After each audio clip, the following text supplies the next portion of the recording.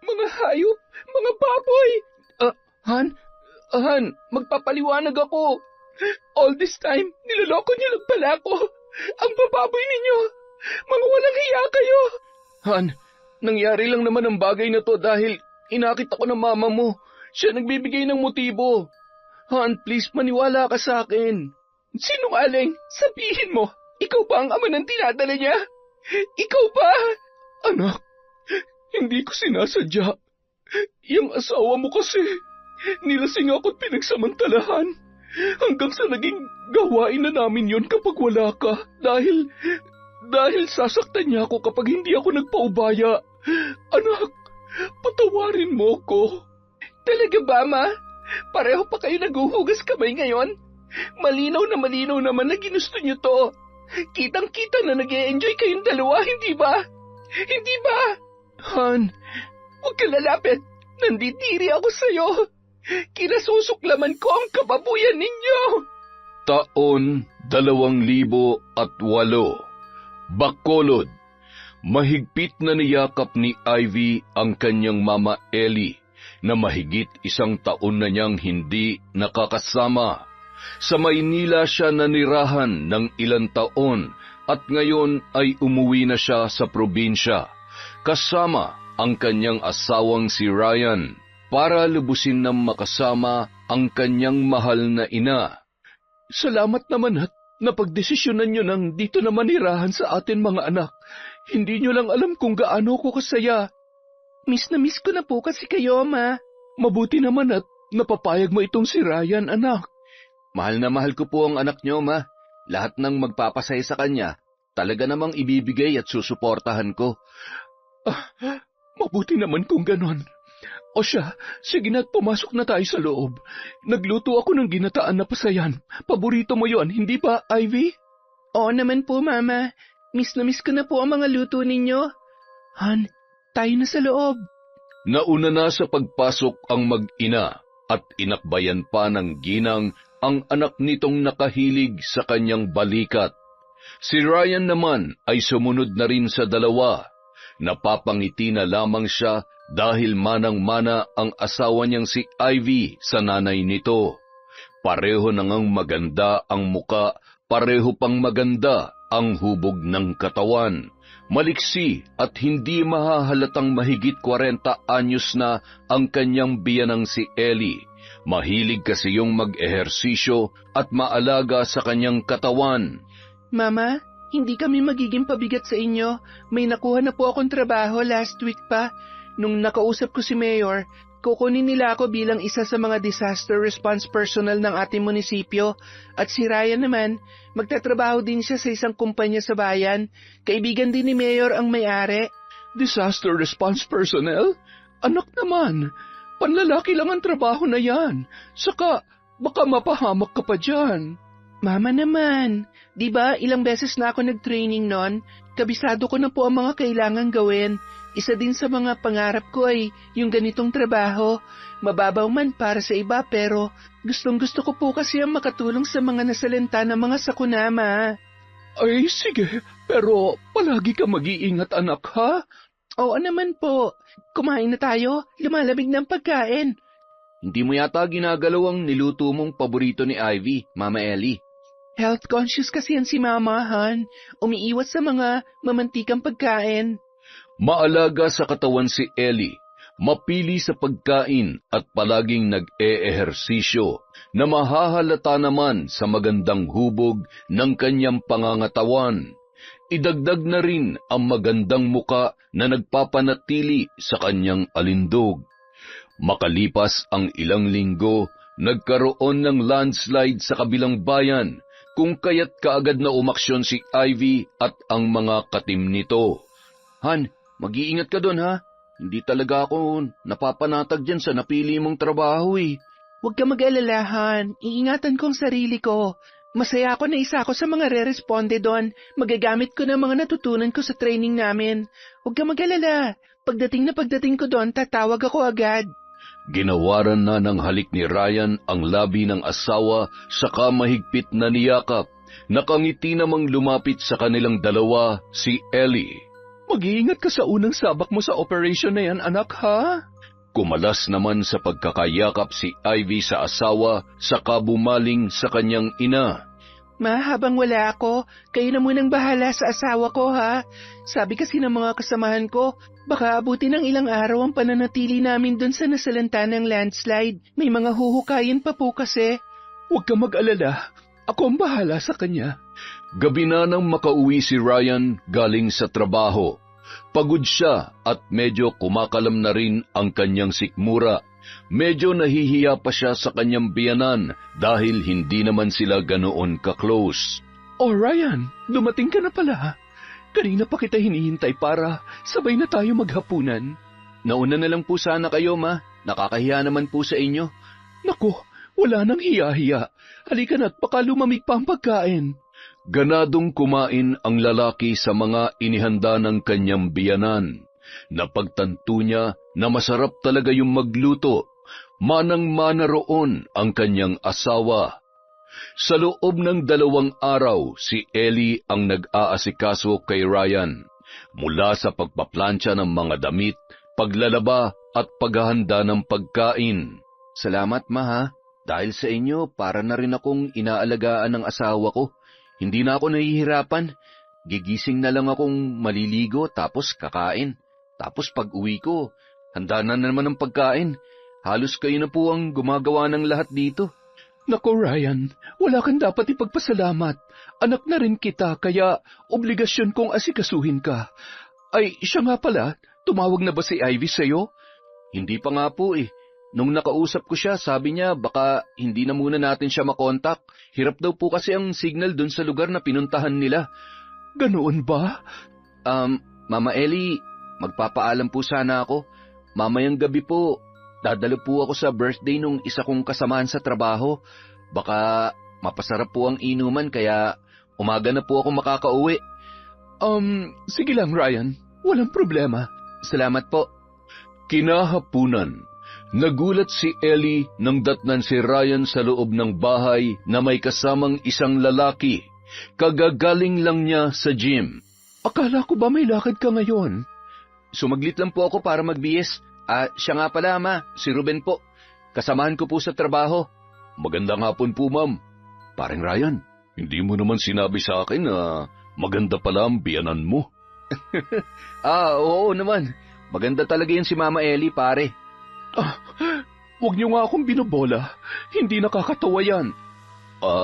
Pasensya na po pero nagsasabi lang po ako ng totoo, ma'am. Napangiti na lamang si Ellie sa sinabing yon ni Ruben. Sanay na siyang makarinig ng ganoong mga komento mula sa iba. At nagagalak din naman ang kanyang puso. Mas lalong nadadagdagan ang kagustuhan niyang magpaganda. Hindi rin nakaligtas sa kanya ang malalagkit na titig ni Ruben. Halatang naakit ito sa kanyang alindog. Ma, alis na po kami. Baka po umagahin ako ng uwi, ha? Sige, mag-iingat kayo.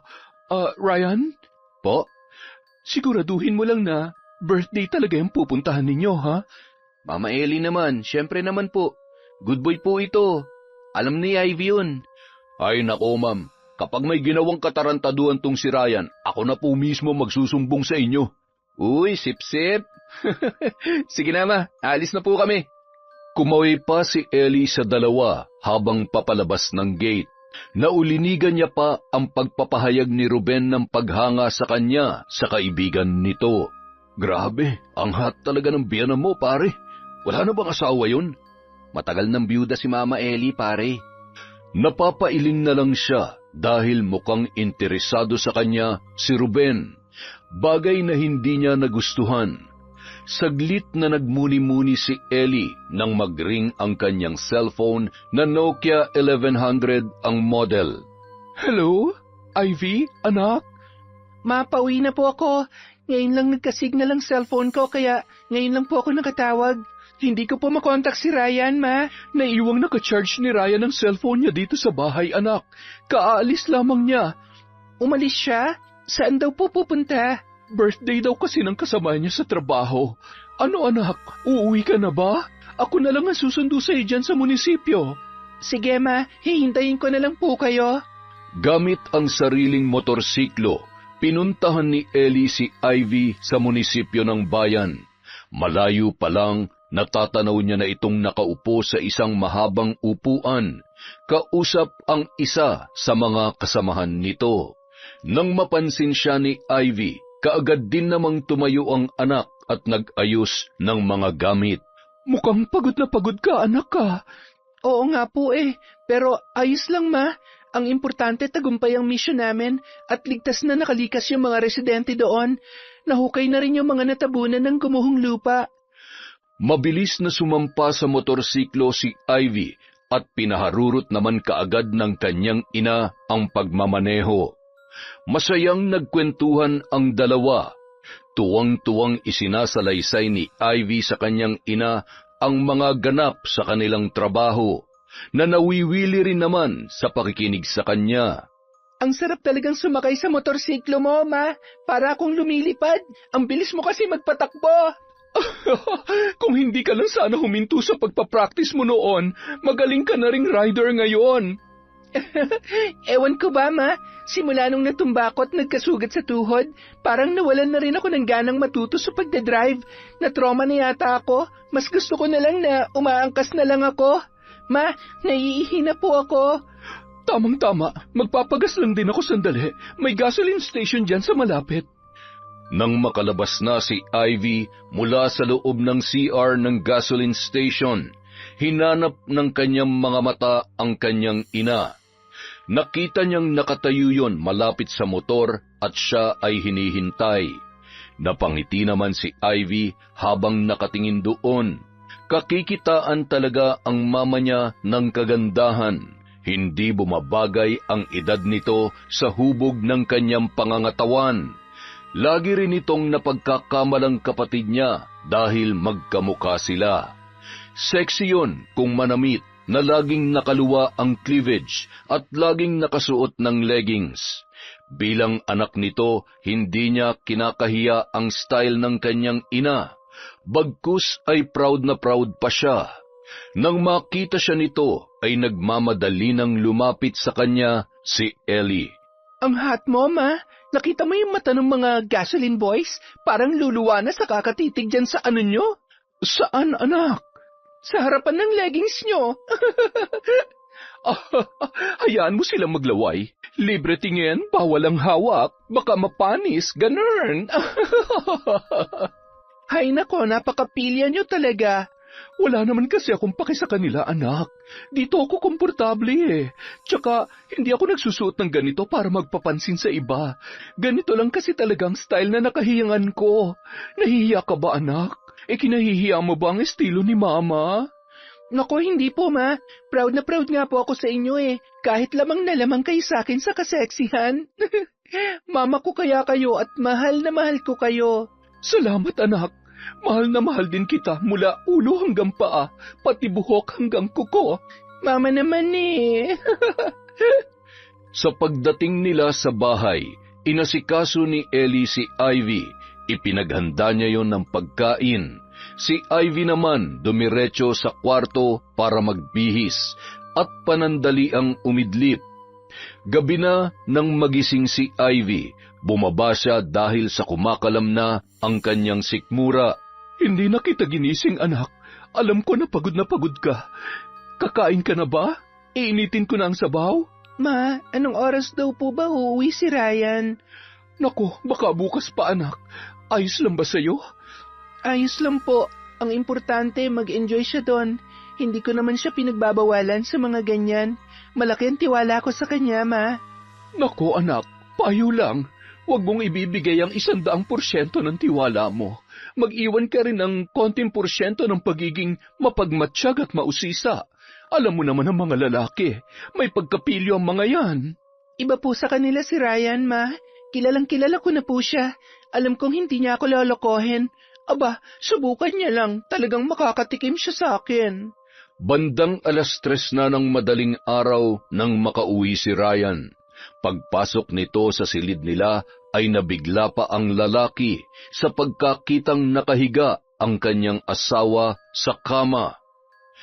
Matuling lumipas ang mga araw Napapansin na ni Ellie ang napapadalas na pagdalaw ni Ruben sa kanilang bahay.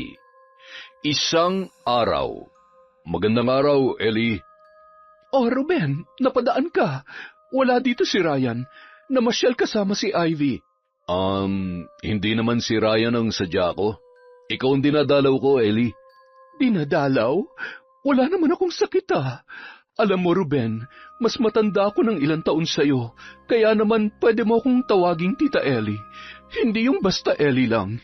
Aba, parang nanay mo na kaya ako. Wala akong pakialam sa agwat ng edad natin, Ellie. Ang alam ko lang, ang nararamdaman ng puso ko para sa iyo ay totoo. Walang halong pagkukunwari. Ano? Ano bang pinagsasasabi mo dyan? Mahal kita, Ellie. Hindi mo ba nahahalata yun? Mahal? Nagpapatawa ka ba? Ha, Ruben? Handa kong patunayan ang pagmamahal ko sa'yo. Sabihin mo lang gagawin ko. Ellie, simula nung nakilala kita, hindi mo na ako pinapatulog na maayos. Lagi kang dumadalaw sa panaginip ko, gabi-gabi. Hindi naman kita minamadali. Handa ako maghintay. Ruben, pasensya ka na Pero wala na akong panahon sa mga ganyan.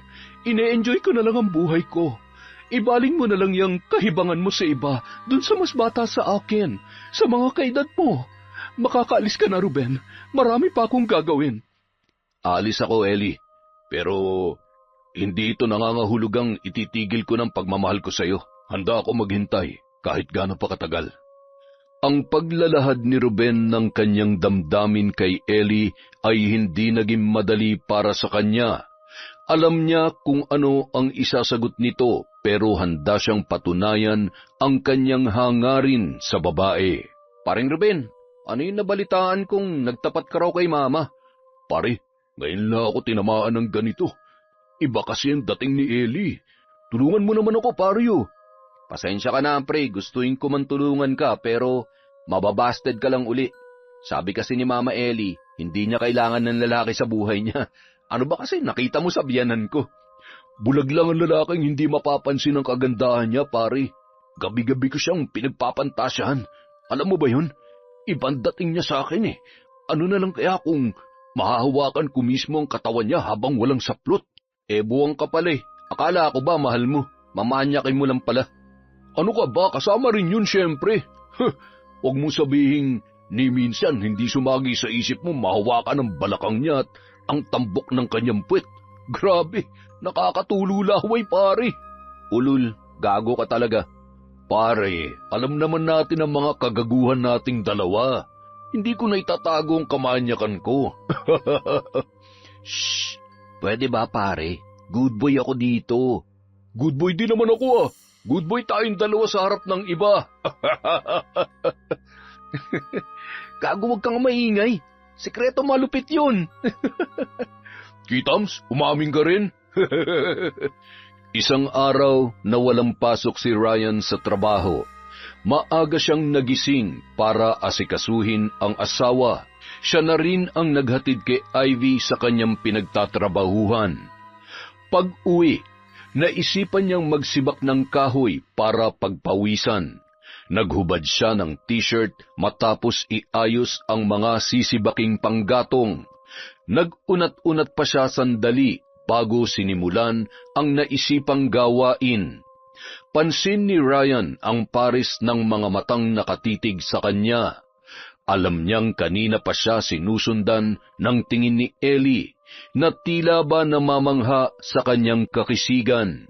Napangiti na lamang ang lalaki nang sulyapan niyang muli ang kanyang biyanan, na bigla na lamang ibinaling sa ibang bagay ang tingin. Mukhang kursunada ako ng biyanan kong to Parang may pinapahiwatig yung mga titig niya. Makalipas ang ilang sandali, nakita niyang lumabas si Ellie sa kanilang gate. Base sa suot nito, mukhang magja-jogging ang babae. Nasa kalagitnaan na siya ng pagsisibak nang bumalik ang kanyang biyanan. Ma, akala ko ba magja-jogging kayo? Oo nga sana Kaso, ewan ko ba, bigla na lamang ako nahilo. Ayos lang ba kayo, Ma? Ma? Biglang natumba si Ellie na kaagad namang nilapitan ni Ryan. Nahimatay ang babae. Nataranta naman si Ryan at hindi niya alam kung ano ang kanyang dapat gawin, kaya minabuti na lamang niyang buhatin yon at ipinasok sa loob ng bahay. Mama Ellie, Ha? Anong nangyari? nahimatay po yata kayo saglit. Nahihilo pa rin ako. Pakikuha mo naman ako ng tubig, oh. Tumalima naman si Ryan sa utos ng biyanan. Pagbalik niya ay inisang lagok ng babae ang tubig na nasa basong ibinigay niya. Maayos na po bang pakiramdam nyo?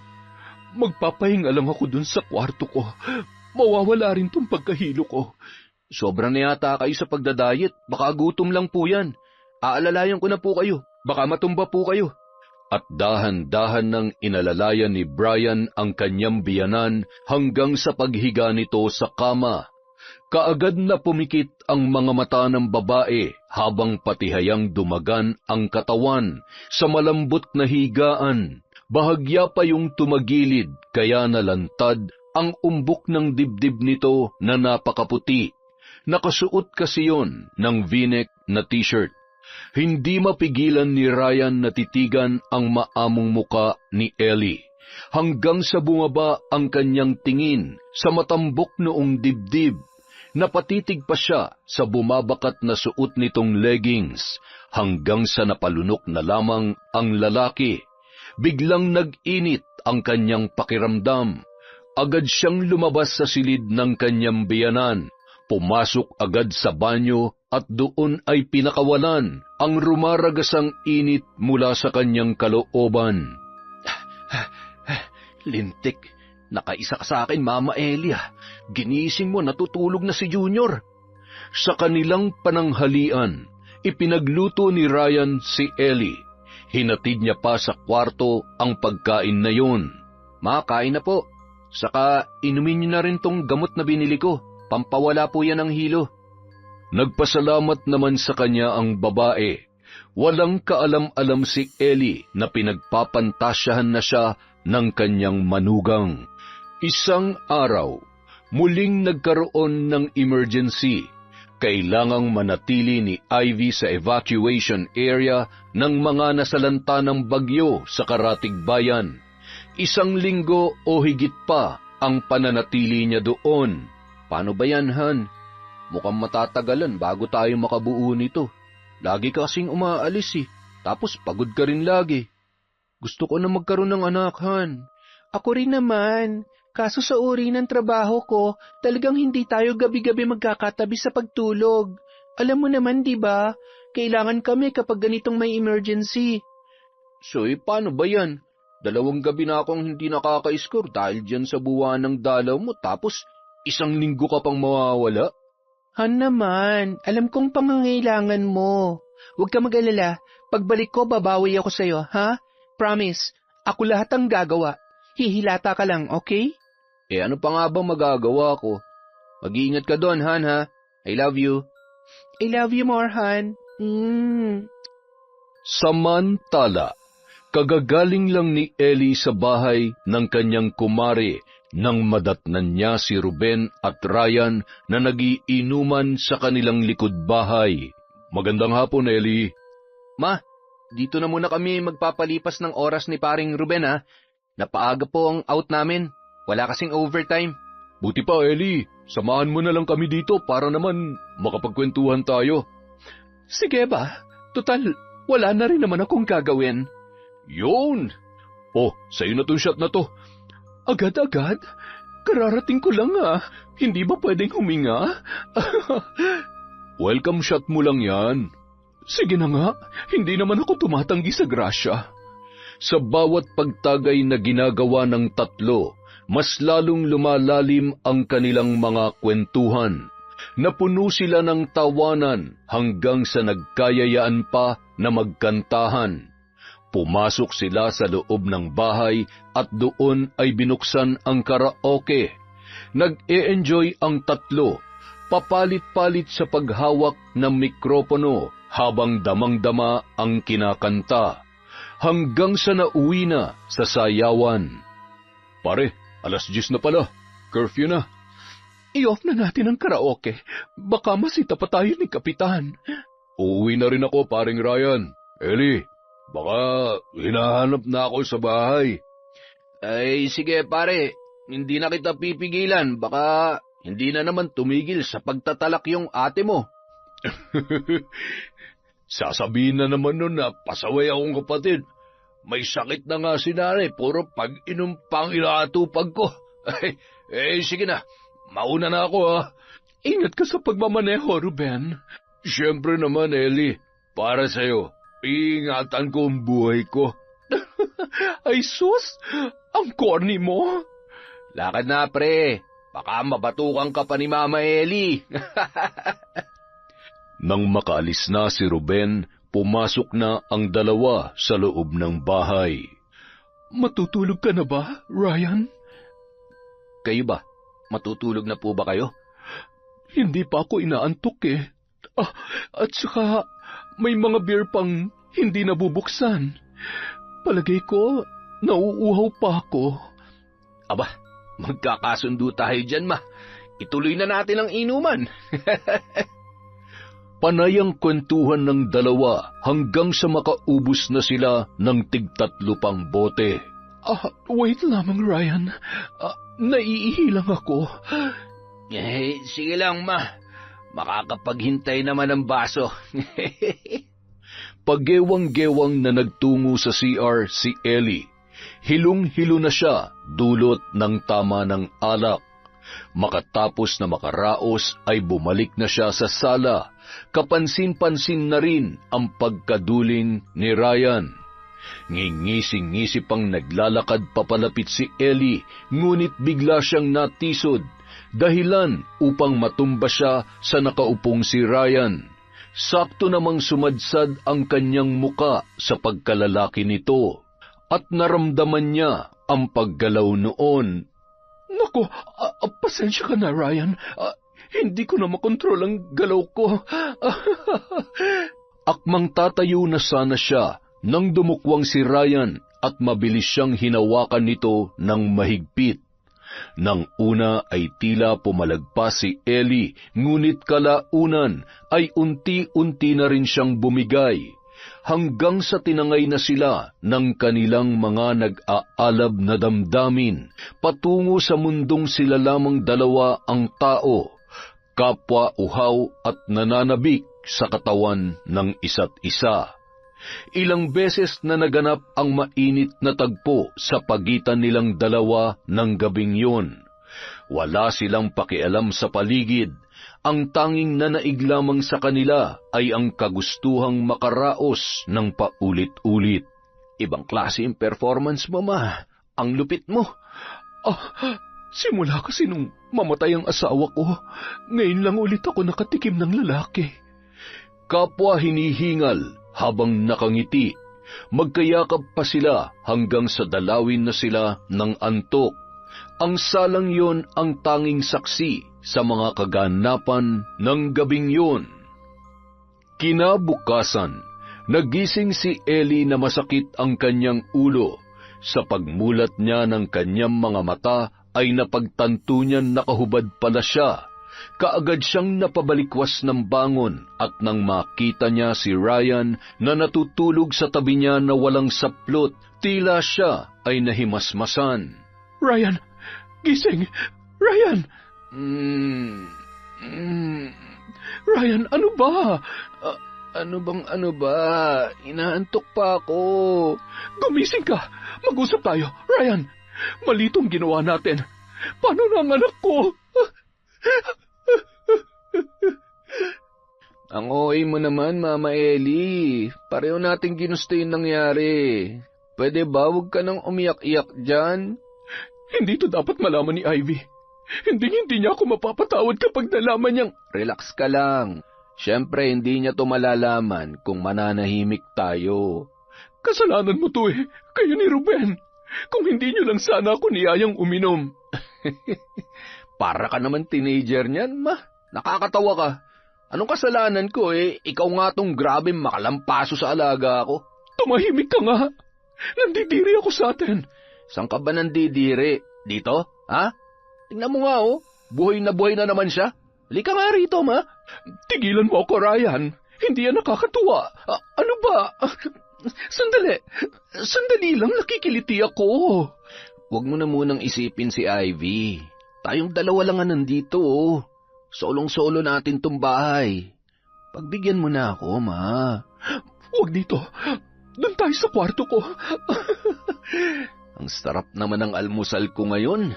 Ito yung almusal na talagang gustong-gusto ko eh. Napakapilyo mo. Halika nga rito. Sa araw-araw na lumipas, ganoon na ang naging sistema ng dalawa. Parang sila na ang mag-asawa. Lagi nang maagang umuwi si Ryan dahil naghihintay sa kanya si Ellie na handang-handang makipagbembangan kahit sa ang sulok ng kanilang bahay. Maging sa harapan ng salamin ay hindi nila pinapalampas ang init ng kanilang katawan. Kung saan gaganahan ay aarangkada ang dalawa. Samantala, habang nasa trabaho, lumapit si Ruben kay Ryan. Iba ang aura mo ngayon, pare ah. Parang ang liksi mong kumilos. Naghahanda lang, pre. Malapit na kasing umuwi si Mrs. eh. Alam mo na. Pare, ilakad mo naman ako sa biyanan mo para magka-love life na rin ako. Alam ko namang ibang pakay mo kay Mama Ellie, pare. Huwag mo na lang ituloy. Ibaling mo na lang sa iba yan. Bakit naman? Akala ko ba boto ka sa akin para sa kanya? Alam mo kasi, pare, ang kailangan ni Mama Ellie, lalaking siseryoso sa kanya. Hindi yung gagawin lang siyang parausan. Pero kung gusto mo talaga, ligawan mo siya na maayos. Malay mo, pumayag naman. Gagawin ko talaga yan, pare. May nakapagsabi din sa akin na ibang klase yung galawan ng mga single mom. Yung tipong hahanap-hanapin mo. Basta gawin mo lahat para mapasagot mo siya, pare. Para naman maisakatuparan mo na yung pinaka-aasam-asam mong kamanyakan sa kanya. Samantala, may isang matandang babae ang biglang natumba sa evacuation center na kinaroroonan ni Ivy. Mabuti na lamang at mabilis niyang nasaluyon kaya hindi nabagok ang ulo. Nay, ayos lang po ba kayo? Pasensya ka na, Ineng. Bigla lang kasing nalabo ang paningin ko eh. Huwag na po muna kayo maglakad-lakad. Nanghihina pa po ang katawan ninyo. Hali po kayo dito. Aalalayan ko po kayo hanggang sa higaan ninyo. Dumugo na naman ang sugat ninyo, oh. Sandali lang po at papalitan natin yan ng bandage. Ang bait mo naman, Ineng. Ano nga pala ang pangalan mo? Ako po si Ivy. At kayo naman po si Nanay Libya, hindi po ba? Oo, Libya nga ang pangalan ko. Mabuti na lang at dumating kayo dun sa baryo namin. Kung hindi, baka wala na ako ngayon sa mundo. Marami po ang namatay dahil sa bagyo. Hanggang ngayon nga po, hindi pa nakikita ang ilang mga bangkay na nawawala. Nanay Libya, may pamilya po ba kayo? Wala na. Mag-isa na lamang akong naninirahan sa maliit kong kubo. Ngunit ngayon, wala na akong mauuwian dahil mukhang tinangay na ng malakas na agos ng tubig. Nakaramdam ng awa si Ivy sa matanda. Paano na ang magiging takbo ng buhay nito kung wala na ngang mauuwian? May awa po ang Diyos, Nay. Hindi niya po kayo pababayaan. Alam mo, Ineng, noon pa man ay hindi ko na nararamdaman ang pagmamahal ng sinasabi mong Diyos. Pinabayaan niya na ako. Pinarusahan kahit wala naman akong ginagawang kasalanan. Ano po ang ibig niyong sabihin? Simula pagkabata, nabuhay na ako sa masalimuot na mundo. Walang pagmamahal. Lagi akong sinasaktan ng sarili kong pamilya. Kaya naisipan kong maglayas hanggang sa nakilala ko ang asawa kong si Kanor. Biniyayaan kami ng anak. Akala ko ay dun na mapuputol ang aking kasawian dahil mula nun dumating sila sa buhay ko, naging masaya ako, naging kumpleto. Pero Sa hindi inaasahang pagkakataon, kinuha silang dalawa sa akin. Nagkasakit sila at hindi na nalunasan, kaya nauwi sa kanilang kasawian. Walang paglagyan ng sakit na naramdaman ko noon, at magpahanggang sa ngayon ay dala-dala ko pa rin ang hinanakit sa Panginoon. Hindi na itago ng matanda ang nararamdaman sa pagkukwento ng mapait na nakaraan. Napaiyak na lamang ito. Ang nahahabag naman na puso ni Ivy ang nag-udyok sa kanya para yakapin ang matanda. Ikinalulungkot ko po ang nangyari. Hayaan niyo po, hanggang nandito ako, hindi ko po kayo pababayaan, Nay. Salamat, Ineng. Maraming salamat sa iyo. Mayroong naganap na pagpupulong sa pagitan ng team ni Ivy.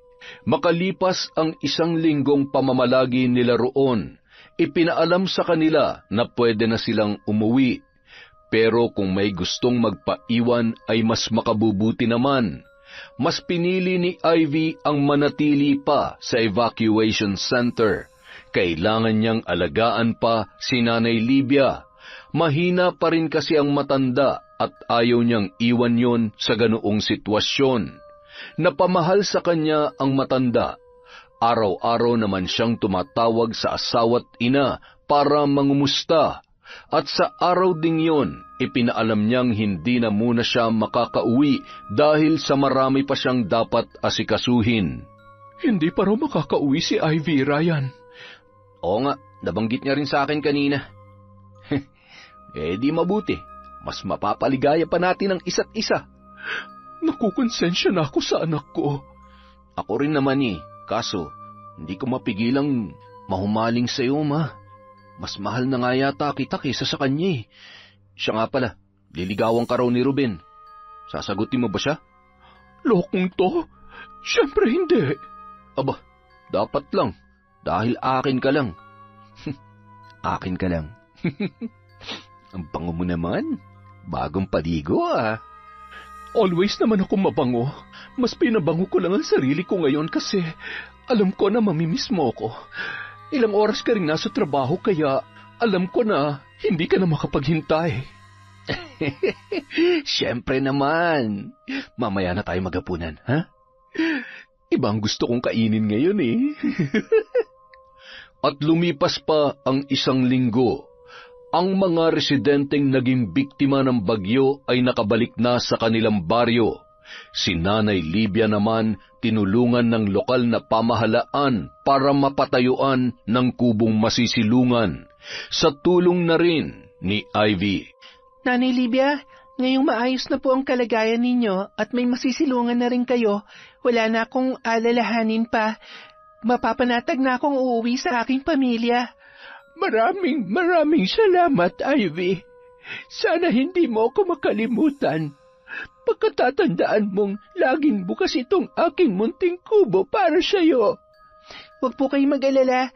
Dadalaw-dalawin ko po kayo kapag nagkaroon ng oras at hindi masyadong busy sa trabaho. Isasama ko rin po ang asawa ko para makilala ninyo. Mukhang miss mo na ang asawa mo. Napapansin kong palaging siya na lamang ang bukang bibig mo nitong mga nakaraang araw. Sobra po. Unang beses kasi naming nagkalayo ng ganito katagal. Gustong-gusto na magkaanak ni Ryan kaso hindi pa rin kami nabibiyayaan, Nay. Hindi pa siguro ito ang tamang panahon, Iha. Siguro nga po. Nako, paano ba yan, Nay? Magpapaalam na po ako. Mukhang ako na lang ang hinihintay ng mga kasamahan ko. Mag-iingat po kayo palagi. Ingatan yung kalusugan nyo, Nay Libia, ha? Paalam po. Paalam, Ivy. Huwag mong kalimutang dumalaw. Mag-iingat ka. Masayang kumaway si Ivy sa matanda habang tumatakbo papunta sa naghihintay na sasakyan.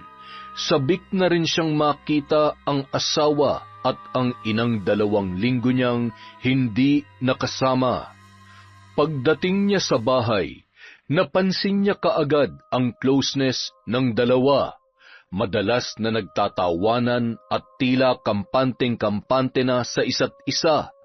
Masaya naman siya dahil lubusan ng nagkasundo ang kanyang asawa at ina. Dati kasi, alanganin ang mama niya kay Ryan dahil baka raw lolokohin lang siya nito. Pero ngayon, nararamdaman niyang lubos na ang tiwala ng kanyang ina sa kanyang asawa. Han, tikman mo to. Ako nagluto niyan. Nagpaturo ako kay Mama Ellie para may maihanda akong masarap na pagkain pagdating mo dito. Nag-abala ka pa, Han. Salamat ha. Alam mo anak, nung wala ka, maraming naikwento si Ryan tungkol sa inyo dun sa Maynila. Yun na ang naging bonding namin, ang magkwentuhan tungkol sa mga naging karanasan ninyo. Sobrang namiss ka namin, anak. Namiss ko rin naman po kayo, Ma. Kaso nga lang, hindi ako pwedeng basta umuwi eh. May inasikaso kasi akong matanda doon na hindi ko maiwan-iwan. Mabuti na lang at maayos ng kalagayan niya ngayon. Mabuti naman kung ganon. Ay, sige na, kain na anak, para makapagpahinga ka na. Pagkatapos kumain, nauna nang umakyat si Ivy sa kwarto nilang mag-asawa dahil si Ryan na ang nagboluntaryong maghuhugas ng pinggan. Ma, pakiabot nga po nung lagayan ng sabon para dito sa mga pinggan.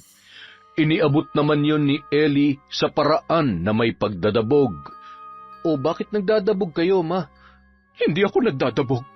Anong hindi kitang-kita naman. Ano bang problema?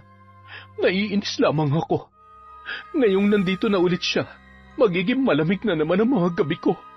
Asus, nagtatampo pala tong minamahal kong Mama Ellie. Huwag ka mag-alala. Dadalaw-dalawin naman kita. Huwag ka lang maglak ng pinto. Ayos ba? Pangako yan, ha? Oo naman. Ako pa ba? Makalipas ang 2 buwan, natataranta si Ellie na kinausap si Ryan habang wala si Ivy. Ryan, buntis ako. Ano nang gagawin natin? Ano? Sigurado ka ba dyan, ha? Oo naman. Kilalang-kilala ko ang sarili ko at alam ko kung paano ako maglihi. Ilang ulit na rin akong kumuha ng pregnancy test. Positive, Ryan. Positive. Ellie naman, bakit hindi ka nag-ingat? Malaking gulo to pag nalaman ni Ivy ang pagdadalang tao mo. Ano na lang ang idadahilan mo, ha? Tiyak magtatanong siya kung sinong ama niyan. Gago ka? Ako pa ngayon ang sinisisi mo? Tayong dalawang kumuha nito. Tayo nga pero hindi ko sinabi magpabuntis ka. Ipalaglag mo yan. Ayoko magkasira kami ni Ivy. Malalagay tayo sa malaking kahihiyan nito. Sira ulo ka pala eh. Gagawin mo pa ako mamamatay tao? Hindi. Ayokong ipalaglag ang magiging anak ko. Ewan ko sa'yo. Gawin mo kung anong gusto mong gawin. Basta wag lang malalantad ang mga nangyari sa atin. Naintindihan mo? Oo, alam ko. Hindi ako tanga. Ako nang mag-iisip ng paraan para makalusot sa kanya. Napatda na lamang silang dalawa nang biglang magbukas ang pinto ng sala at iniluwa noon si Ivy. Ryan, Ma, ano nangyari sa inyo? Ba't parang nakakita kayo ng multo? Ha? Wala, anak. Kanina ka pa ba dyan, Han? Hindi naman. Kalalabas ko lang. Ang weird nyo naman. Pareho kayong namumutla. Nagulat lamang kami. Ano kasi anak nag-uusap kami ni Ryan tungkol dun sa napanood naming horror movie. Dun sa part na sobrang nakakatakot. Tapos biglang nagbukas yung pinto kaya nagulat kami pareho. At tama yun, Han. Alam mo naman, matatakutin ako sa mga multo. Kailan ka pa nagsimulang manood ng horror movies, Han? Si Mama Ellie kasi mahilig manood, kaya nung wala ka, nakinood na rin ako. Naghinlibangan na namin yun. Oo nga, tama. Isang gabi, nagising si Ivy na wala si Ryan sa kanyang tabi. Hinanap niya ang asawa sa loob ng kanilang banyo, ngunit wala rin yun doon. Sa pagbukas niya ng pinto sa kanilang silid, narinig niya ang malakas na tunog mula sa telebisyon. Pinakinggan niya yung mabuti at napagtantong mukhang horror movie ang nakasalang. Han? Wala siyang narinig na tugon mula dito, kaya hinanap niya yun sa sala, ngunit wala rin siyang nakitang tao doon. Nasaan kaya ang lalaking yon? Bigla siyang napalingon sa kwarto ng kanyang mama nang marinig ang pagkalampag. Sa pag-aalala na baka kung ano ang nangyari sa kanyang ina, ay kaagad niyang tinungo ang loob noon. Ma? Ma, ano nangyayari dyan? Ma? Makalipas ang ilang segundo, nagbukas ang pinto ng silid ni Ellie. Iniluwa noon ang asawa niyang si Ryan, nakahubad ng pang-itaas na damit at magulo ang buhok. Pawisan din ang lalaki. Han, anong ginagawa mo sa kwarto ni Mama? May ahas na nakapasok doon, Han. Sinubukan kong hulihin at patayin. Kaso nawala na lang bigla nung pumasok sa sulok eh. Hinahanap ko nga eh. Pasensya ka na anak. Sobrang natakot kasi ako sa ahas, kaya nagpatulong ako kay Ryan. Ganun ba? Nako, Ma, kailangan na siguro nating mag-general cleaning dito sa bahay. Marami na ring damo na matataas sa labas. Baka pinamumugaran na nga yun ng ahas. Tara na, Han. Akyat na tayo. Pero baka nandyan pa yung ahas, Han. Baka matuklaw si Mama. Wala na yun. Nasisiguro kung wala na siya sa loob. Sige, Ma. Akyat na kami ni Ivy, ha? Sige. Pakipatay na lamang yung TV, mga anak. Bago tumalikod si Ryan kay Ellie, kumindat pa ito sa babae. Kinikilig naman ng umiti si Ellie saka sinara ang pinto ng kanyang kwarto. Samantala, isang umaga, nagtataka si Ivy sa ikinikilos ng kanyang ina. Nagtatakip ito ng ilong habang nagluluto ng agahan. Panay rin ang diin nito sa sikmura. Ma, ayos ka lang ba? Oo naman, anak. Po. Napatakbo naman kaagad si Ellie sa lababo para sumuka. Ngunit laway lamang ang lumabas mula sa kanya. Masama bang pakiramdam mo, Ma? Hindi naman anak. Baka may nakain lamang ako kaya sumama ang tiyan ko. Nga pala, ano tong niluluto nyo? Ang bango Adobong baboy yan anak. Kaso, hindi ko gusto yung amoy, pero gusto kong kumain yan. Hindi ba ayaw na ayaw nyo sa mga mamantikang pagkain? Pati nga sa rice, hinay-hinay lamang kayo. Bakit parang nag-iba yata yung mga gusto nyo, Ma? Ha? Tumatanda na ako anak, kaya naisip kong tikman ang mga putahing nagpapatakam sa karamihan. Oo, tama, yun nga. Bro. Ma? Buntis ka ba? Namilog ang mga mata ni Ellie nang tanungin siya ng kanyang anak. Nakakunot pa ang noo nito na tila ba naniniguro sa kanyang isasagot. Sorry, anak. Sinong ama? Wala ka naman pinapakilalang boyfriend sa amin. Pasensya ka na, Ivy.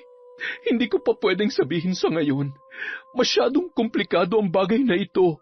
Han, ang bango naman ng niluluto nyo. Amoy na amoy sa loob ng bahay at sobrang nakakatakam. Bakit? May problema ba? Nakalukot yata yung mga mukha ninyo. Buntis si Mama, Han. Buntis? Bahagyang sinipat ni Ryan si Ellie at pinukulan ng masamang tingin. Maiintindihan niyo naman ako kung hindi ko muna ipapaalam sa inyo kung sinong ama nitong dinadala ko. Hindi ba, mga anak? Pero Ma, pamilya tayo. Anak mo ko. Karapatan kong malaman kung sino. Han, unawain na muna natin si Mama. Baka lang hindi pa siya talaga handa. Hindi handa? Baka naman hindi siya kayang panagutan ng lalaking nakabuntis sa kanya, kaya naglilihim siya sa atin. Ma, magsabi ka lang, hindi naman kita itatakwil. Ano man ang desisyon niya, igalang na lang muna natin, Han. Isa pa, kung hindi man siya panagutan ng lalaki, andito naman tayo para sa kanya, at saka para sa bata.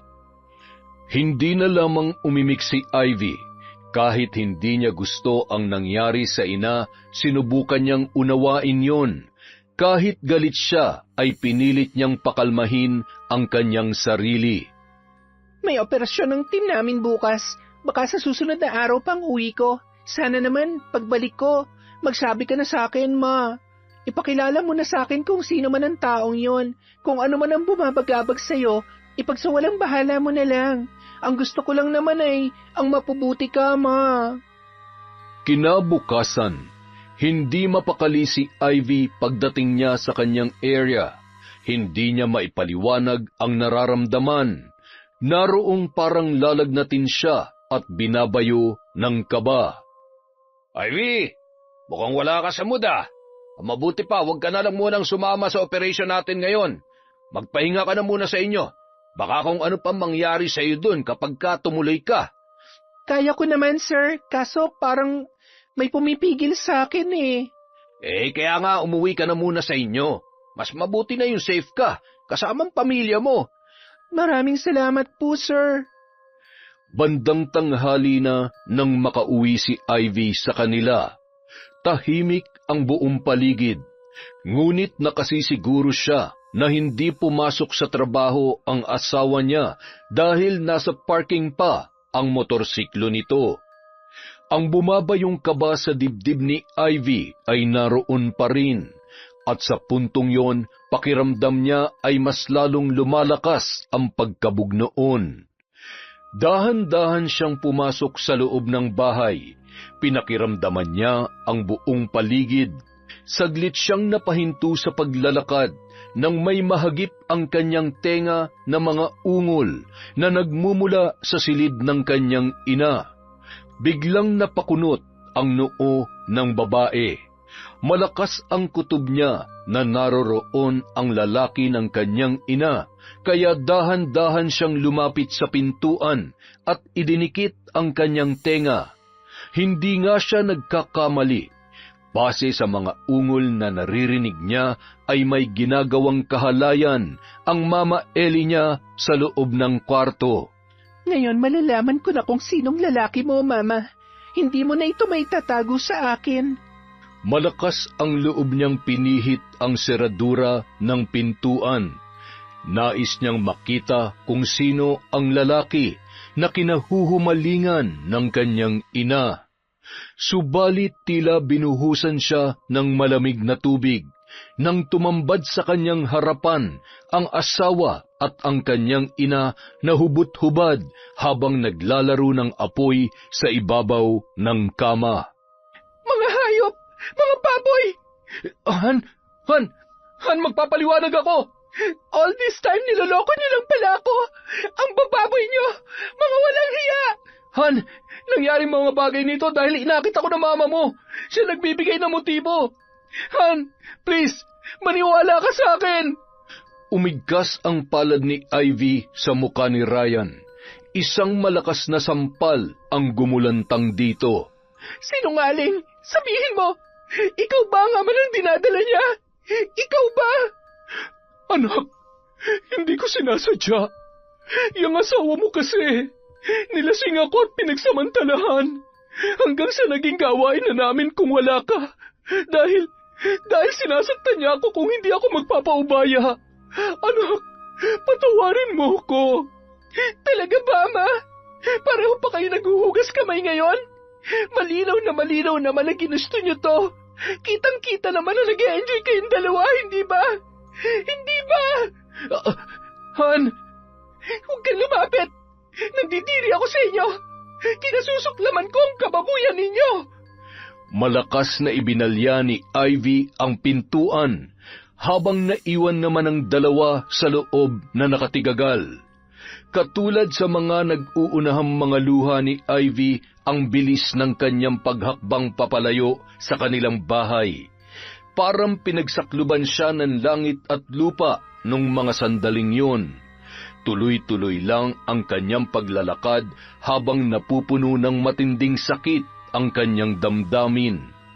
Nang makakita ng isang punong kahoy, huminto siya roon upang sumilong sa lilim. Wala siyang pakialam sa mga dumaraang sasakyan, maging sa mga taong napapatingin sa kanyang gawi. Humahagulhol siya ng husto, habang yakap-yakap ang sariling nakaupo sa malaking ugat ng puno. Hindi niya alam kung ano ang gagawin. Wala siya sa matinong pag-iisip para payapain ang sarili na parabang nakakulong sa loob ng isang kahon at hindi alam kung paano lalabas. Nasasadlak siya sa kadilimang hatid ng matinding pagdurusa, puot at paghihinagpis. Hindi niya alam kung ilang oras na ang inilagi niya sa ilalim ng punong yun. Ngunit nang mapagtantong sumasapit na ang takip silim, nagpasya na siyang puntahan si Nanay Libia sa kabilang bayan. Tanging ang matanda lamang ang naisip niyang taong makakapitan niya sa sitwasyon na yon, dahil alam niyang handa yung makinig at dumamay sa kanya. Ivy, salamat naman at napadalaw ka, anak. Nay, ano nangyari? Halika sa loob. Pag-usapan natin kung ano yung pinagdaraanan mo ngayon. Kasabay ng masaganang luha, ikinwento niya sa matanda ang lahat ng kanyang natuklasan. Inilahad niya kung gaano siya nasasaktan dahil sa kataksilan ng kanyang sariling ina at asawa. Ngayon ko lang po napagtagni-tagni ang lahat, Nay. Minsan ko na silang nahuli pero napaniwala nila akong may nakapasok lang na ahas sa kwarto ni Mama. Kaya nandoon din sa loob si Ryan. Ang tanga-tanga ko. Ahas pala ni Ryan na nakapasok sa butas ni Mama. Umiyak ka lamang, anak. Ibuhos mo lang ang lahat ng sakit na nararamdaman mo para makapag-isip ka ng maayos kung ano ang magiging sunod mong hakbang. Nang gabing yon, si Nanay Libia ang naging kandungan ni Ivy. Ang lahat ng gusto niyang sabihin sa asawa at sa ina ay sinabi niya sa matanda. Inilabas niya ang lahat ng kanyang sama ng loob sa pamamagitan ng pag-iyak at pagsigaw. Habang si Nanay Libia naman nakikinig lang sa kanya, panay hagod sa kanyang likuran. Umiyak lang siya ng umiyak hanggang sa ang kanyang mga mata ay kusa ng napagod at kalaunay pumikit para matulog. Paggising niya kinabukasan, namumugto ang kanyang mga mata. Wala siyang ganang kumilos, nanatili lamang siyang nakahiga habang nakatitig sa kisame. Ivy, anak, kumain ka na. Makakasama sa kalusugan mong malipasan ng gutom. 9:00 na ng umaga, wala pang laman yan tiyan mo. Hindi po ako nagugutom, Nay. Wala na akong ganang kumain. Nawalan na ako ng gana sa lahat ng bagay. Ay, sige. Pero kapag nakaramdam ka ng gutom, may magsabi ka lamang, ha? Nanay Libia, ano kaya ang magandang gawin para makaganti ako sa kanila? Makakaya mo bang pasakitan ng dalawang yon? Walang kapatawaran ang ginawa nila sa akin. Sobrang sakit. Sarili kong inaahas ang aking asawa. Ang lalaking pinagkakatiwalaan ng husto, minahal. Siya rin palang wawasak sa aking pagkatao. Kung ako man ang nasa sitwasyon mo ngayon, hinding-hindi rin ako makakatulog. Kung hindi ako makakaganti, paano sila magagantihan, Nay? Para maranasan nila ang sakit na pinalasap nila sa akin. Nadudurog ang puso ko kapag nakikita kitang umiiyak ng ganyan. Parang tunay na kitang anak. Huwag ka mag-alala. Gagawa ako ng paraan para maranasan nila ng doble ang mga paghihirap mo. Ano po yun? Paano po? Ako na ang bahala. Sa ngayon, magpalakas ka nang sa ganun ay makita mo ang kanilang pagbagsak. Samantala, nagtatalo naman sina Ryan at Ellie sa loob ng bahay dahil sa mga nangyari. Kung hindi ka lang sana nangati kahapon, hindi sana malalaman ni Ivy ang namamagitan sa atin. Ako pa talagang idiniin mo? Bakit? Sino ba sa atin ang naunang nagmalinis? Hindi ba ikaw? Kasalanan mo ton lahat. Kung sinunod mo na lang sana ang sinabi kong ipalaglag ang batang yan, di sana hindi nalaman ni Ivy na buntis ka. Ang bobo mo kasi. Ganon. Ako pa ang bobo. Hoy, kung gumamit ka lang sana ng kondom, wala sanang batang mabubuo dito sa sinapupunan ko. Hoy, Ellie, huwag mong ipasa sa akin ang katangahan mo. Baka nakakalimutan mong parausan lang kita. Mas mahal kong asawa ko kaysa sayo. Anong sinabi mo? Bingi ka ba? Ang sabi ko, parausan lang kita. Hindi kita mahal. Naintindihan mo? Isang malakas na sampal ang dumapo sa pisngi ni Ryan. Nanginginig sa galit si Ellie dahil sa mga sinabi nito. Buong akala niya ay siya ang pipiliin ng lalaki. Dahil sa makailang ulit na siya nitong sinabihang mahal na mahal siya, higit pa kay Ivy. Walang hiya ka! Pinaasa mo lang pala ako. Bakit? Sino ba ang siseryoso sa'yo?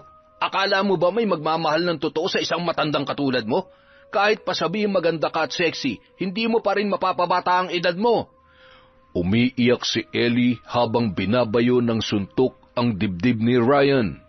Pilit naman siyang tinutulak ng lalaki, ngunit hindi siya nagpapatinag. Sa galit ni Ryan dahil sa mga pinaggagawa niya rito, napagbuhatan siya nito ng kamay. Pinagsusuntok siya ni Ryan at makailang ulit na tinadyakan. Ngayon, malinaw na ba sa'yo? Na kahit kailan hindi kita pipiliin? Katawan mo lang ang habol ko. Hindi ko pinangarap na bumuo ng pamilya kasamang isang matandang katulad mo. Ambisyosa. Wala nang nagawa pa si Ellie nang lisanin ni Ryan ang kanyang pamamahay. Humagulhol na lamang siya sa isang sulok dahil sa natamong sakit dulot ng pambubugbog nito.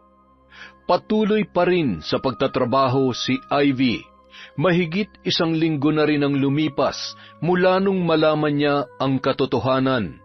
Sa tuwing wala silang importanteng operasyon, kay Nanay Libya siya umuuwi. Ilang beses na rin siyang dinalaw ni Ryan doon, pero hindi niya binibigyan ng panahon upang makausap ang lalaki. Nitapunan ng tingin ay hindi niya rin ginagawa. Ivy, lumabas ka na riyan. Wala nang asawa mo. Alam mo, Ivy, kung ano man ang inyong problema, pag-usapan yung dalawa. Hindi makakatulong kung lagi ka na lang iiwas at magtatago. Sir, malaking kasalanan niya sa akin. Hindi ko pa pwedeng i-share sa inyo. Masyadong komplikado ang sitwasyon namin. Basta, hindi ko siya mapapatawad sa ginawa niya. Ako ay nagpapayo lamang naman. Nasa iyo naman ang pagpapasya. Siya nga pala. Kumusta na ang mama mo? Nagkasabay kasi kami noon nakaraan. Nagpa-check up kasi yung apo ko. Tapos, nakita ko mama mo. Ang dami niyang pasa at may black eye pa. Pasa? Black eye? Oo, hindi mo ba alam? Natahimik na lamang ang babae dahil sa tinuran ng kanyang kasamahan. Kung ganon, totoo kayang sinasaktan ni Ryan si Mama? Napagpasyahan ni Ivy na magmasid sa kanilang bahay. Nagtanong-tanong din siya sa ilang mga kapitbahay tungkol sa kanyang mama. Iisa lang ang sagot na nakuha niya sa mga yon. Mag-isa lang si Ellie sa kanilang bahay. Minsan na lang lumabas at wala nang nakakakita pa kay Ryan na umuuwi roon. Dahil sa kanyang nabalitaan, nakaramdam ng kaunting kirot sa puso si Ivy para sa kanyang ina. Kung hindi na nakatira doon si Ryan, ibig sabihin, iniwan na nito ang kanyang mama. Pero may sumagi sa kanyang isip na baka planado lang ng dalawa ang lahat upang hindi maghinala ang kanilang mga kapitbahay, para hindi sila lubusang mapahiya. Sa pag-uwi niya kay Nanay Libya, muli niyang inusisa ang matanda tungkol sa sinabi nito nung nakaraan. Nanay Libya, paano ko po sila magagantihan? Buo na ba ang pasya mong maghiganti sa kanila, anak? Opo. Ano po bang paraan ang alam ninyo? May kaalaman ako tungkol sa pambabarang. Pinakatatago-tago ko yung lihim.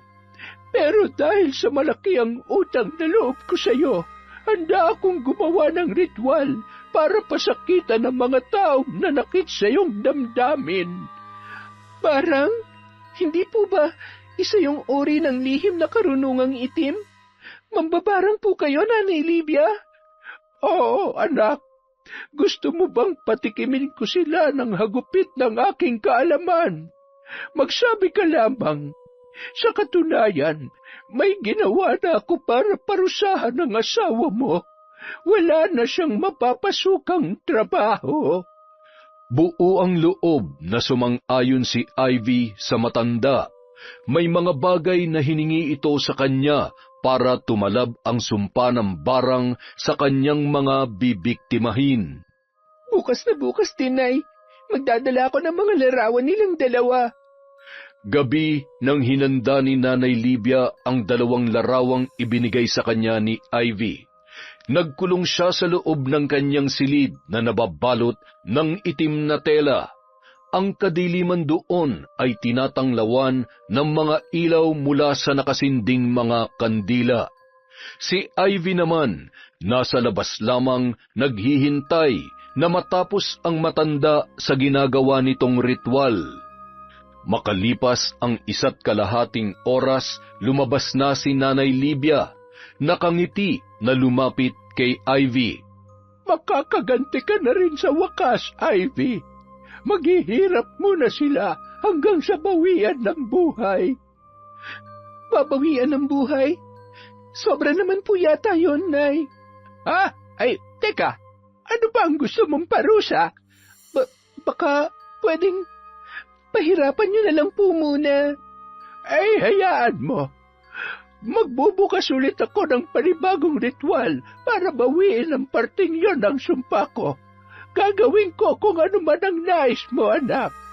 Samantala, impit na napahiyaw si Ellie nang makaramdam ng matinding pananakit ng kanyang ulo.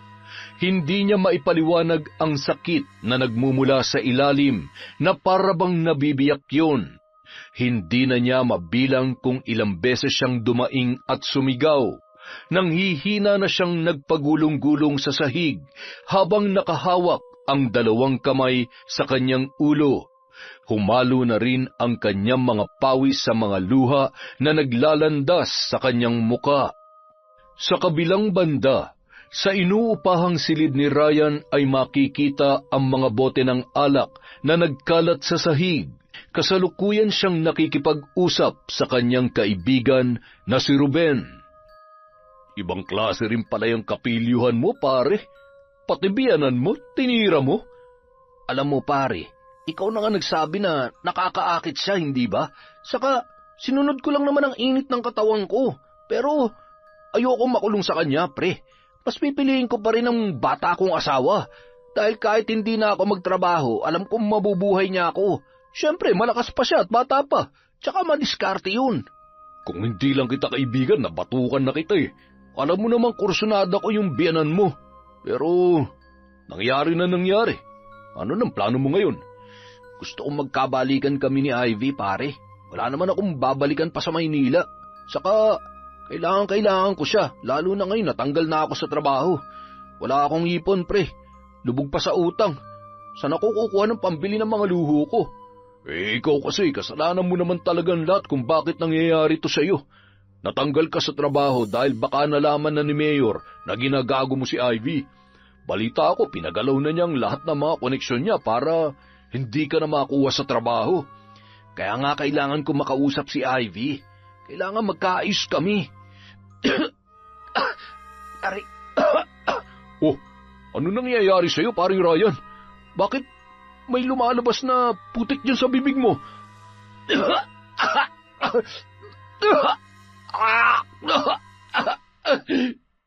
Sa bawat pag-ubo ni Ryan ay bumubulwak ang putik sa kanyang bibig.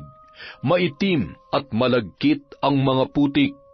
Hindi alam ni Ruben kung ano ang kanyang gagawin. Nataranta siyang dinaluhan ang kaibigan, ngunit napapaatras dahil sa pagtalsik ng putik. Napapatakip na lang siya ng ilong dahil nalalanghap niya ang nakakasulasok na amoy noon.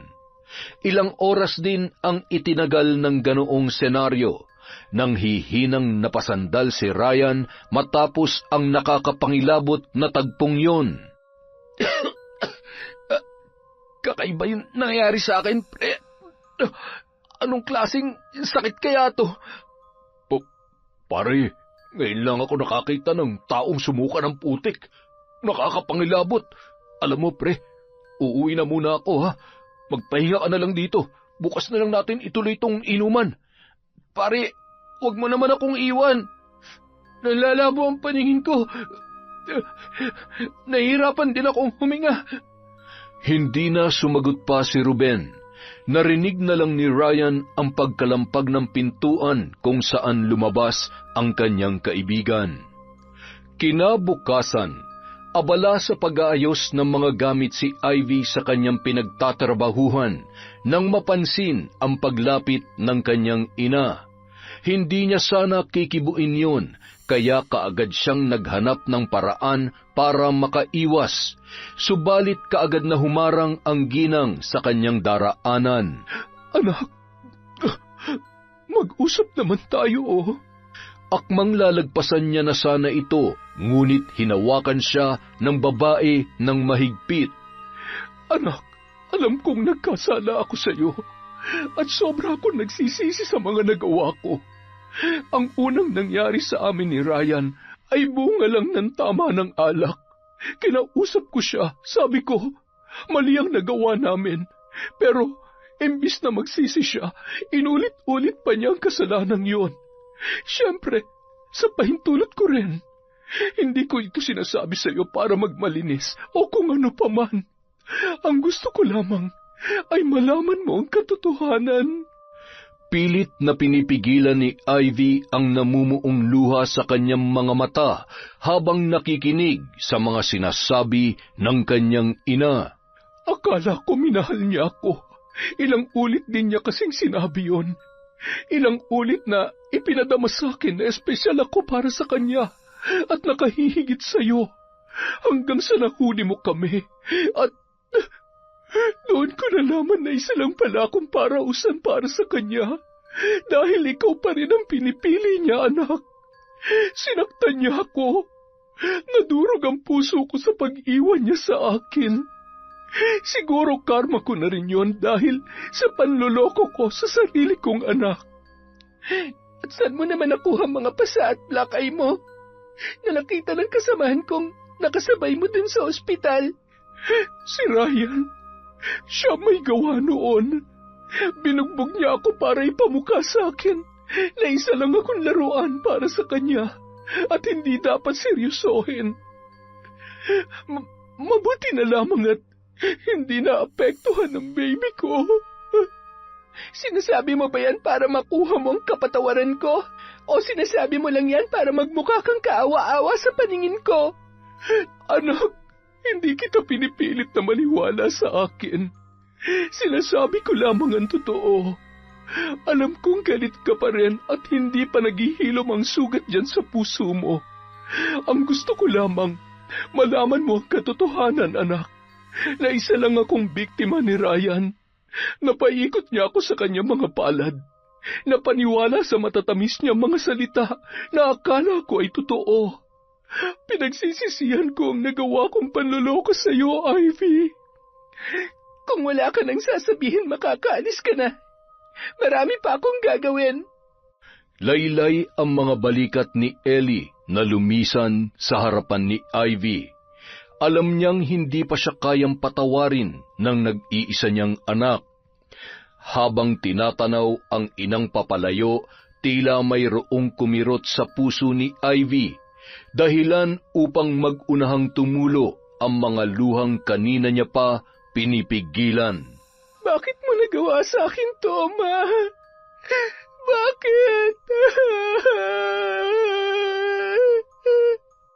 Habang nag-aabang na masasakyan si Ivy, natanawan niya ang pamilyar na motorsiklong humaharurot ang takbo papunta sa kanya. Gusto niyang iwasan yon, ngunit huli na ang lahat dahil nasa tapat niya na ang lalaki at mabilis na bumaba si Ryan sa kanyang sinasakyan. Han, kausapin mo naman ako. Sige na, gusto ko magkaayos tayo. Magkaayos? Pagkatapos ng kababuyan mo, ang kapal naman ng pagmumukha mo, Ryan. Nagawa mo akong lokohin sa sarili naming pamamahay at ang pinakamasakit pa, sarili kong inang kasama mo sa pagtataksil sa akin. Sa palagay mo ba magkakaayos pa tayo? Kailangan mo maniwala sa akin, Han. Kailangan kita ngayon. Baon na ako sa utang. Wala na akong trabaho. Ano na lang ang gagawin ko? Di ba kayo naman na nagmamahalan ni Mama? Doon ka humingi ng tulong sa kanya. Ikaw ang mahal ko, Han. Natukso lamang ako sa mama mo dahil wala ka nung nangangailangan ako ng init sa malamig na gabi. Han, please, maniwala ka naman sa akin. Mahal mo ako? Naririnig mo ba yung sinasabi mo? Kung mahal mo ako, bakit mo ako niloko? Bakit nagawa mo akong saktan? Na halos madurog na ang buong pagkatao ko. Wala akong pakialam kung natukso ka sa kahit na anong dahilan. Ang punto dito, nagtaksil ka. Manloloko, sinungaling. Ano ba, Ivy? Bakit hindi mo maintindihan na kailangan kita ngayon? Sa totoo lang, pinakasalan lang naman kita dahil maganda ka eh. Trophy kita sa harap ng mga barkada ko. Wala naman talaga akong nararamdaman para sa iyo eh. Ang totoong habol ko ay ang lupang pagmamay-ari mo na nakasanla naman pala sa bangko. Wala ka naman talagang kwente. Hindi mo nga ako mabigyan ng anak. Eh di lumabas din ang totoo. Pinakita mo din ang tunay na kulay mo. Pareho kayo ng nanay mong walang kwenta. Magsama kayong dalawa. Mabilis na sumakay si Ryan sa motorsiklo at pinaharurot yun papalayo sa kanya. Naiwan naman si Ivy na punong-puno ng galit at nababalot ng pait. Habang nakasakay sa jeep, isang babae ang kumalabit sa kanya. Mawalang galang na. Ikaw yung asawa ni Ryan, hindi ba? Ha? Bakit po? Dati niya akong kasamaan sa trabaho. Alam mo, hindi ko na sana to sasabihin kaso babae rin ako eh. Nasasaktan ako para sa'yo. Ano pong ibig niyong sabihin? Bantayan mo yung asawa mo. Mahilig kasing makipagharutan sa mga chicks yan. Nakita ko na rin kasi siya minsan na pumasok sa motel kasama nung isang kasamahan namin. Mukhang mahilig siya sa sexy at magaganda. Hindi alam ni Ivy kung ano ang isasagot niya sa babae. Ngayon niya lang napatunayan na dati na pala siyang niloloko ng kanyang asawa kasama ang ibang mga babae. Samantala, Anak, namumugto ang mga mata mo. Anong nangyari? Nanay Livia, kinasusuklaman ko si Ryan. Gusto ko siya magdusa hanggang sa mamatay siya. Namumuhi ako sa kahayupan niya. inilahad ni Ivy ang lahat ng kanyang mga nalaman sa matanda habang patuloy ang kanyang pagluha. Nalugmok siya ng husto dahil sa sakit na dulot ng kawalang hiyaan ni Ryan. Tahimik lang na nakikinig si Nanay Livia, ngunit hindi rin nakaligtas sa mga mata ni Ivy ang galit na nararamdaman nito para sa lalaki. Humanda siya. Ngayong gabi, dadanasin niya ang sakit na walang katumbas. Isusumpa niya ang araw na isinilang pa siya sa mundo. Ang kasawian ng iyong puso ay siya ring kasawian ng kanyang buhay. Ipaparanas ko sa kanya ang parusang nagmumula sa isang mambabarang. Samantala, muling nagpakalunod sa alak si Ryan. Hindi niya alam kung paano lulutasin ang kanyang problema sa pera. Wala na nga siyang pantustos sa kanyang bisyo ay nawalan pa siya ng pag-asa na magkabalikan sila ni Ivy. Ryan, tanga-tanga mo. Bakit ka ba nagpadala sa bugso ng damdamin? Sabi mo tuloy kay Ivy ang lahat. Ano ka ngayon? Sino na mag-aon sa iyo sa pagkabaon sa utang? Matapos sermonan ang sarili, tinungga ni Ryan ang bote ng alak. Nagsindi rin siya ng sigarilyo at hit-hit-buga ng paulit-ulit. Siraulo ka talaga. Hoy, bakit bigla na brown out, ha? Sa gitna ng dilim, naramdaman ni Ryan na parang binuhusan siya ng maraming maliliit na insekto sa buong katawan. Nangati siya ng husto na halos mapagulong na sa sahig dahil doon. Damang-dama niya ang paggapang ng mga insektong hindi niya makita kung anong uri. Pinagpag niya ang sarili ng paulit-ulit, ngunit tila hindi naman nababawasan ang mga insektong nanalasa sa kanya. Bisit! Ano na naman ang mga to? Wala siyang tigil sa pagpagpag nang biglang bumalik ang ilaw. Kaagad niyang sinipat ang sarili at napagtantong wala namang gumagapang na mga insekto. Ay, lasing na siguro ako. Ano ba itong iniinom ko, ha? Hindi na ako pipilin ito, akala mo? Ay, mabuti ba makatulog na nga lang? Sa kalagitnaan ng kanyang pagtulog, biglang naramdaman ni Ryan ang marahang pagsakal sa kanya na nagdulot ng sunod-sunod na pag-ubo. Bigla siyang naalimpungatan, sapu-sapu ang dibdib na bumangon. Makaraan ang ilang saglit, suminghut-singhut siya sa paligid. Nagtataka kung bakit nakakalanghap siya ng amoy ng nasusunog na kandila. Luminga siya sa 4 na sulok ng kanyang silid para siguruhin kung may kandila nga ba roon. Ngunit wala naman siyang makita. Nanuot ang amoy noon sa kanyang ilong, dahilan upang siya ay mahirapan huminga. Leche, ba't ito nangyayari sa akin? Bakit parang...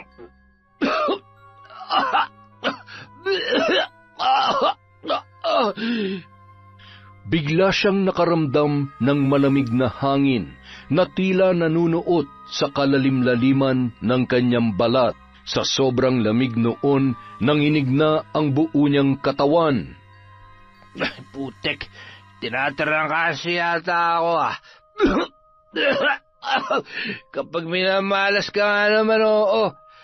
Akmang ihahakbang na sana ni Ryan ang kanyang mga paa nang muli na namang sumalakay ang matinding pangangati sa kanyang katawan. At sa pagkakataong yun, sinabayan pa ng pamamantal ang kanyang balat. Hindi magkamayaw sa pangangati ang lalaki, hanggang sa bigla na naman siyang inubo. Bumulwak ang masaganang dugo mula sa kanyang bibig na nagpasindak sa kanya. Namilog ang kanyang mga mata dahil sa hindi makapaniwala sa mga nangyayari. Walang tigil ang pagsuka niya ng dugo, kasabay ng walang humpay na pangangati. Sa isang iglap lamang, biglang natigil ang pangangating yon, gayon din ang pagsuka niya ng dugo. Subalit sumalakay naman ang matinding kirot sa kanyang lalamunan. Parang may bumara doon na kahit paglunok ng laway ay hindi niya magawa. Pinilit niyang ilabas kung anuman ang nasa loob ng kanyang lalamunan. Makailang ulit niyang kinalikot ang sariling bibig para sumuka. Ilang sandali pa, naramdaman niya na lamang na parang hinihila ang kanyang dila. Napapikit siya dahil sa labis na sakit. Hindi niya alam kung ano ang nangyayari sa kanya. Ang alam niya lamang ay tila persadong hinihila ang kanyang dila papalabas ng kanyang bunganga. Nagulat na lamang siya nang yun ay maputol. Nakita niya pa ang pagkalaglag nito sa sahig. Pumulandit ang masaganang dugo na pumuno sa kanyang bunganga. Ilang sandali pa, bigla na lamang nanikip ang kanyang dibdib.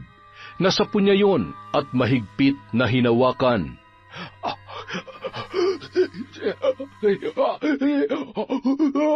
Biglang nanigas ang katawan ni Ryan. Pagkatapos ay nagkikisay. Sindak na namulagat ang kanyang mga mata hanggang sa tuluyan na siyang binawian ng buhay.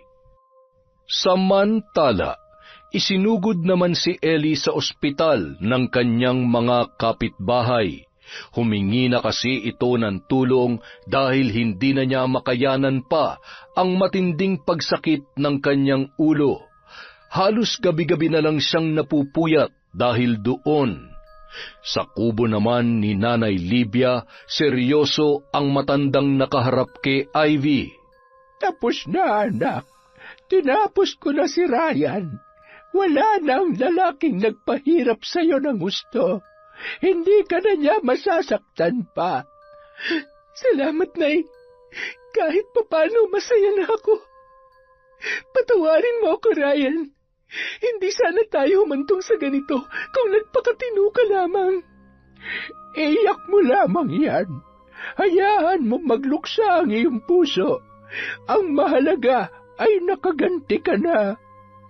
Nanay Libya, si Mama po, nakatanim pa rin ang barang sa kanya, anak. Nay, maaari ko bang hilingin na pakawalan mo na siya? Sapat naman na siguro ang pagkamatay ni Ryan para makaganti ako sa kanila. Oo naman, anak. Alam mo, kahit bali-baliktarin mo man ang mundo, ina mo pa rin siya. Utang mo pa rin sa kanya ang iyong buhay. Hindi ko pa siya mapapatawad sa ngayon, Nay. Galit pa rin ako sa kanya, pero ayaw ko siyang mamatay. Madadamay pa ang nasa sinapupunan niyang wala namang kasalanan. Matuling dumaan ang mga buwan. Pinagpatuloy pa rin ni Ivy ang kanyang panunungkulan bilang disaster response personnel. Masaya siyang paglingkuran ang mga taong nangangailangan ng kanyang tulong. Hanggang isang araw, habang siya ay namamalengke, nakasalubong niya ang inang si Ellie. Malaki na ang tiyan nito. Ivy, anak? Kabuwanan niyo na ba? Ang laki na niya na. Oo, anak. Malapit na akong manganak. Mabuti naman at nagkita tayo. Kumusta ka na? Heto, pilit na bumabangon sa lahat ng mga unos na dumating sa buhay ko. Mauna na ako. May aasikasuhin pa ako. Mabilis na naglakad si Ivy. Akala niya hindi na siya masasaktan kapag nakita niya pa ang ina. Nagkamali pala siya dahil bumalik na naman ang sakit na kanyang nararamdaman noon. Anak, sandali lamang. Hinabol ni Ellie ang kanyang anak para sana humingi ng tawad, pero nakita niya ang paparating na truck sa direksyon ni Ivy. Mukhang hindi yun napansin ni Ivy dahil parang naglalakad ito na wala sa sarili. Ivy, anak! Malakas na itinulak ni Ellie ang babae papunta sa gilid ng daan, subalit siya naman ang nabangga ng sasakyan. Masyadong mabilis ang mga pangyayari. Nakita na lamang ni Ivy ang inang duguan na nakahandusay sa kalsada. Ma! Pagdating sa ospital, naghihingalong humingi ng tawad si Ellie sa kanyang anak. Anak, sana'y mapatawad mo si Mama, ha? Mahal na mahal kita, Ivy. Anak ko. Saka na tayo mag-usap paglabas mo ng operating room, Ma. Hihintayin kita. Magpakatatag ka para sa akin at para sa baby. Ilang oras din ang hinintay ni Ivy bago nakausap ang doktor na nagsagawa ng operasyon sa kanyang ina. Pagkatapos ay nanlulumo siyang napaupo dahil hindi na naisalba pa ng mga doktor ang kanyang nanay. Pero nagawa naman nilang iligtas ang sanggol. Sa paglipas ng mga taon, si Ivy na ang kinilalang ina ng batang ipinanganak ni Ellie. Wala na siyang balak na ipaalam dito kung ano ang totoo nitong pagkatao. Mahal na mahal niya ang kanyang kapatid at si Nanay Libya ang naging katuwang niya sa pagpapalaki ng bata na pinangalanan niyang Ellie. Yon! Isa na naman pong malupit na kwento. Pasensya na po kayo. Marami pong ginagawa si Enteng ngayon. Sa susunod na po ang ating shoutout. Babawi po ako. Pasensya na po. Salamat.